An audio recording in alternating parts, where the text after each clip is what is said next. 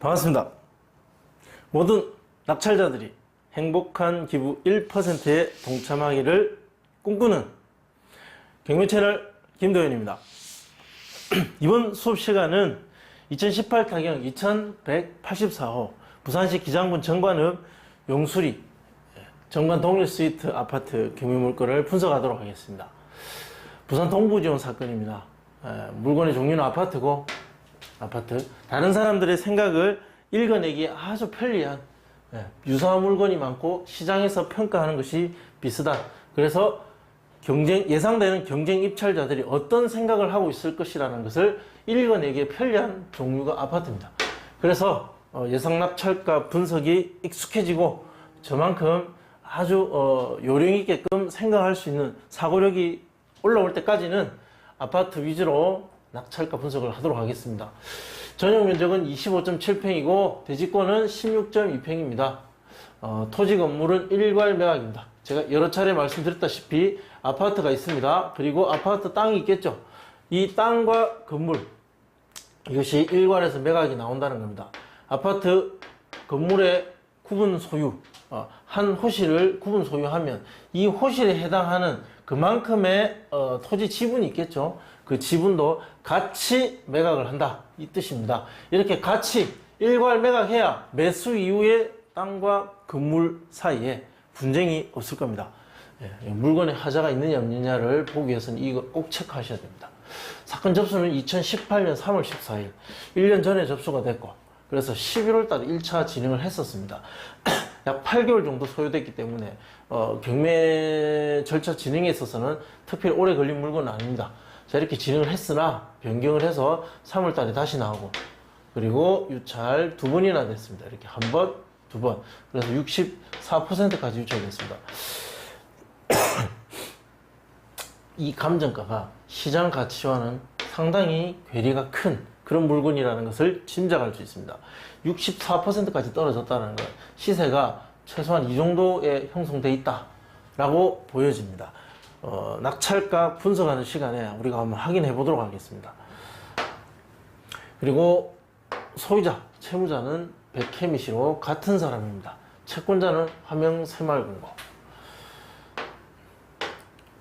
건물 사진 한번 보겠습니다. 어떻게 생겼는지. 아마 신도시에 있는 건축된 지 그렇게 오래되지 않은 아파트일 것 같습니다. 이렇게 생겼습니다. 아파트 출입문이고 방향은 참 좋네요. 이게 남향이니까 약간 남서향을 보고 있는.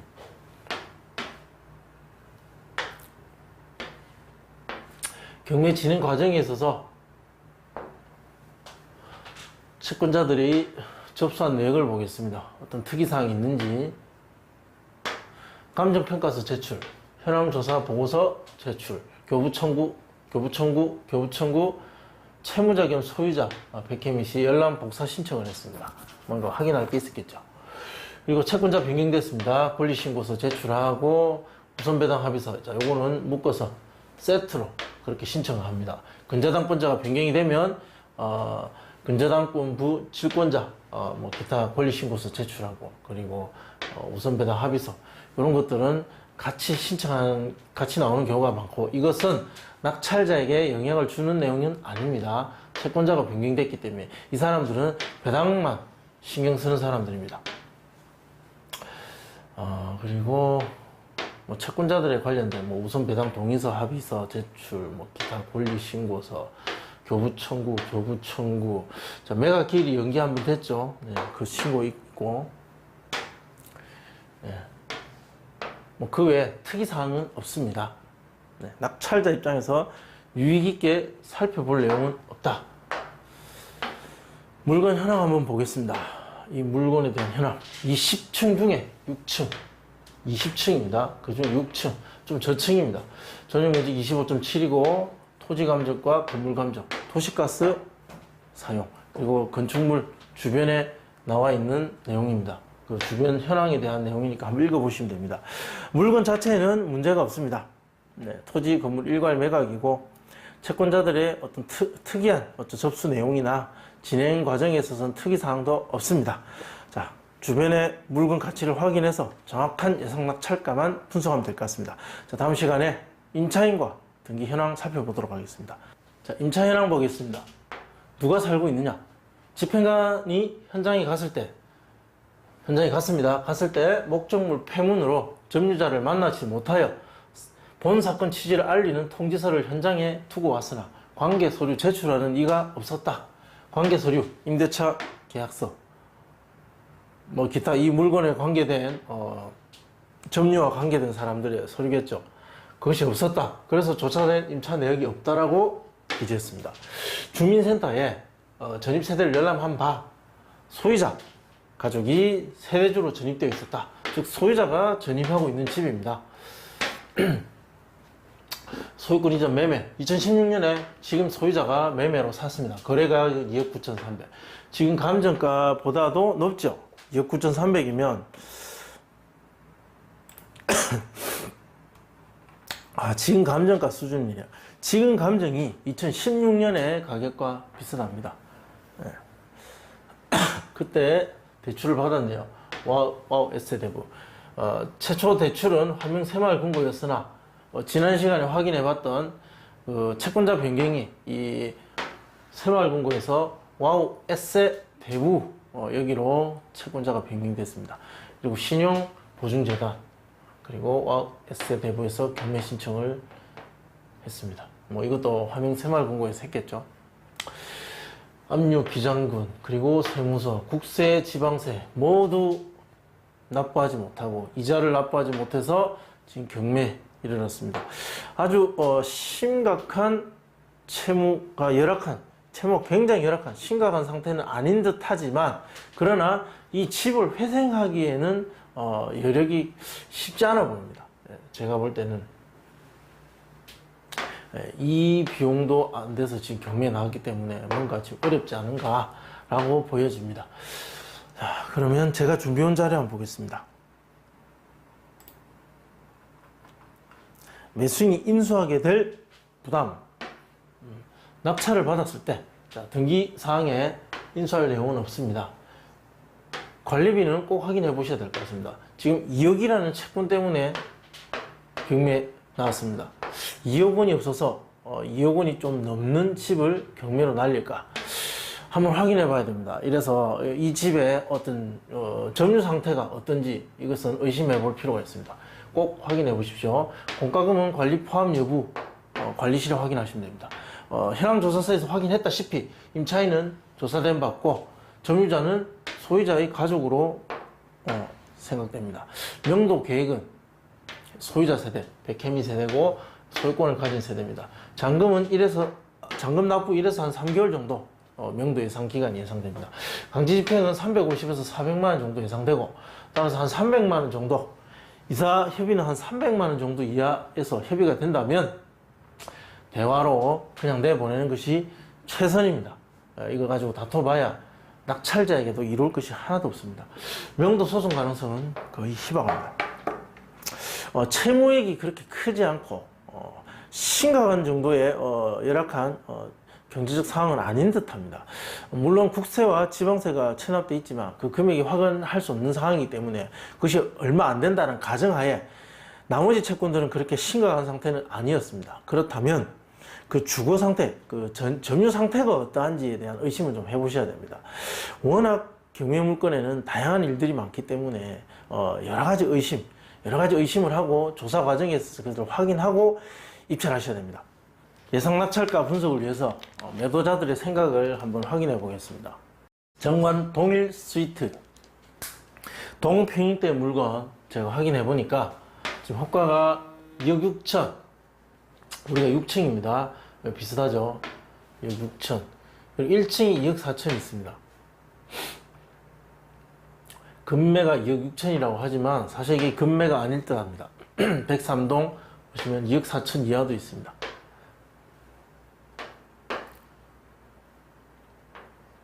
그리고 2억 5,500. 2억 5,500. 즉 2억 4천에서 2억 5천. 뭐 이 사이에서 지금 호가를 부르고 있는데 실제 거래 사례를 한번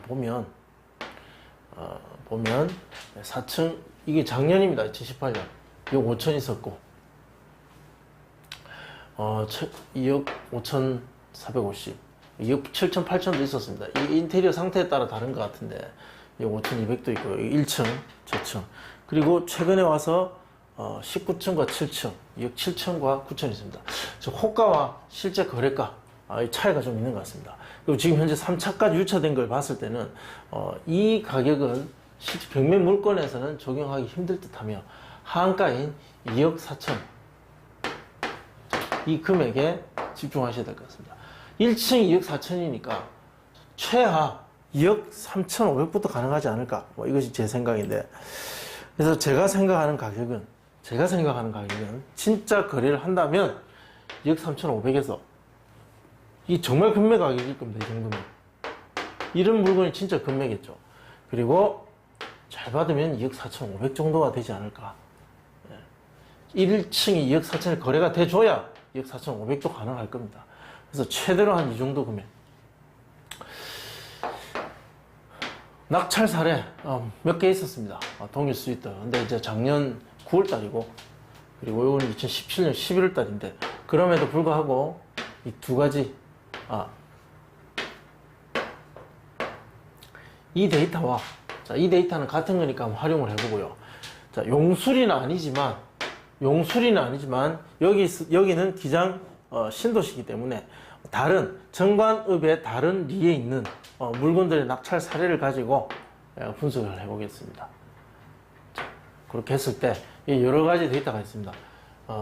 꼭 용수리 안에 있는 아파트들만 서로에 영향을 미치는 것이 아니라 정관읍에 있는 아파트들은 서로 간의 가격에 서로 영향을 미칠 수 있습니다.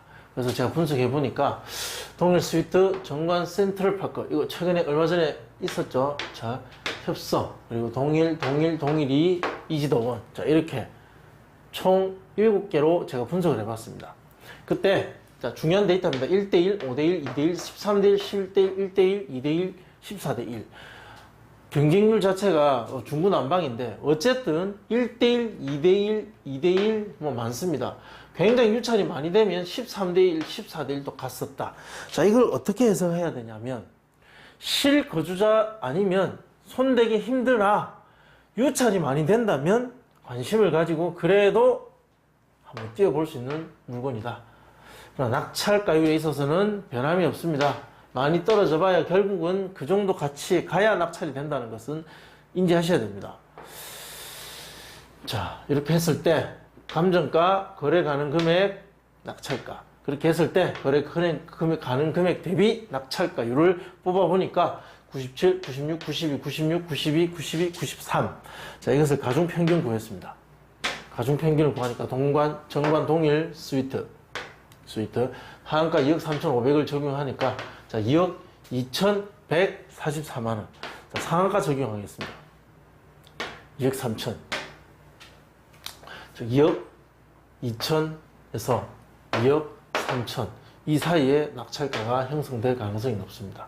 2억 3천 초반, 그리고 2억 2천 초반. 약 2천만원 안에서 낙찰가가 나온다. 자, 그것을 어떻게 아느냐? 여기, 이거 보고 아는 거죠, 이거. 여러 사람들이 모여서, 여기에 총 참여한 사람들이 몇 명입니까? 거의 한 40명 정도 되겠죠? 예. 이 한 40여 명의 생각, 이 지역의 아파트들을 바라보고 매수하겠다고 생각하는 사람들, 과거 입찰했던 사람들의 생각, 그 과거라고 해봐야 뭐 1년 사이에 있는 사람들입니다. 1년 동안 이 사람들의 생각이 전혀 다르게 어떤 변화했느냐? 그렇지 않습니다. 이 사람들의 생각을 분석해 보니까 이러한 데이터가 나오더라. 그래서 그것을 적용해서 이 낙찰가를 만들어낸 겁니다. 시세는 1.1% 적용을 해보니까 낙찰이 만약 2억 3천이 된다면, 자, 가정한다면 취득세, 국민주택 채권, 등기비용, 그리고 이사비용, 이 300만 원은 꼭 포함하시기 바랍니다. 이렇게 했을 때 2억 3,588만 원의 모든 것이 정리가 된다 라고 계산이 됐습니다. 자, 시청해 주셔서 고맙습니다. 좋아요, 구독 신청 부탁드리겠습니다. 감사합니다.